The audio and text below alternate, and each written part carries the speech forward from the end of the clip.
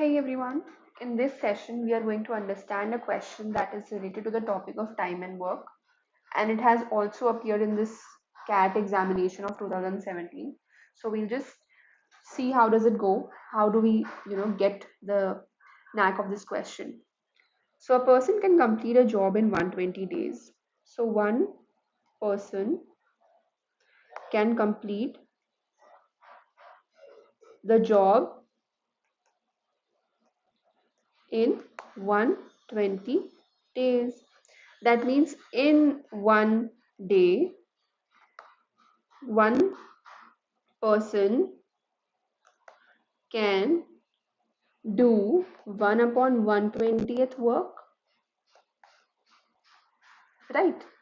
He works alone on day 1. So on day 1, only 120th work was done. On day 2, he is joined by another person who can also complete the job in exactly 120 days. Correct. So second person also comes with same ability.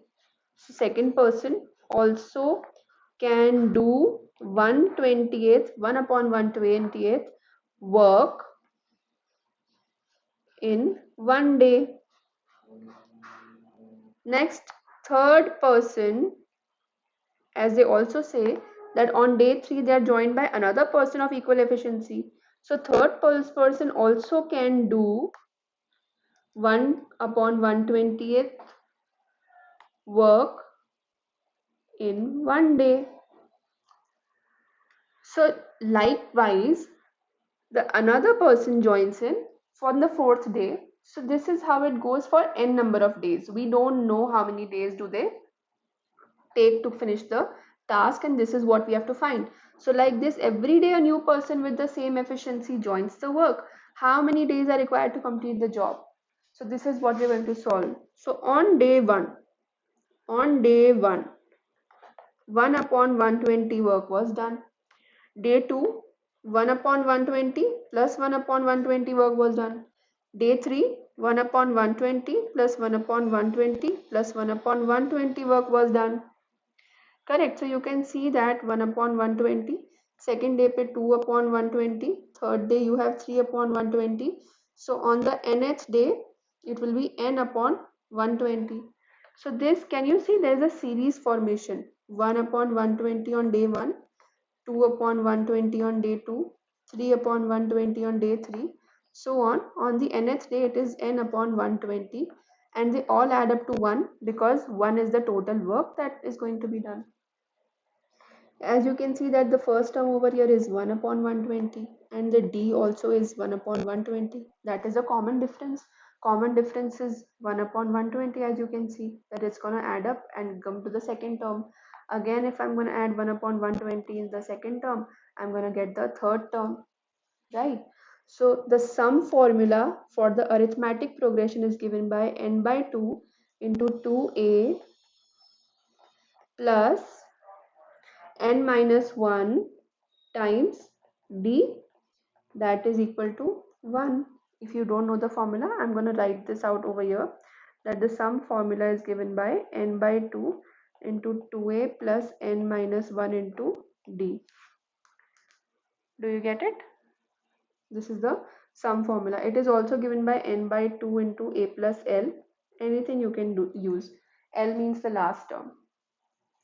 Now here I'm going to simplify this out. So n by 2, 2 upon 120 plus n upon 120 minus 1 upon 120. If you're going to open the bracket, this is what you're going to get. That is equal to 1. N by 2, 2 upon 120, take away 1 upon 120. So it's 1 upon 120 plus n upon 120. That is equal to 1.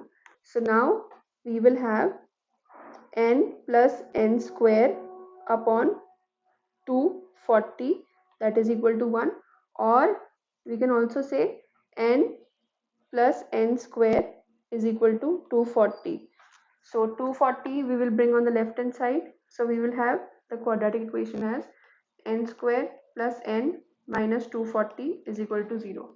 Let's make the factors of 240. So factors of 240 are 2 into 120, 3 into 80, 4 into 60. They are not adding up to 1, neither are they getting multiplied to get you minus 240 n square. So we have to look for the pairs that yield the addition as n. So 5 times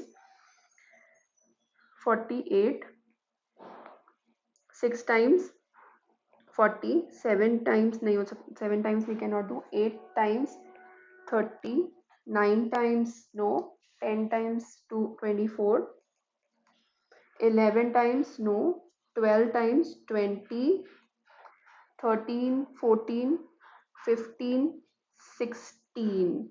16 times 15, if you know, if you would do 16 times 15, 30, 80, so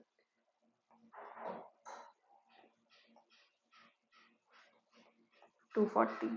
So we got it, n square plus 16n minus 15n minus 240 is equal to 0.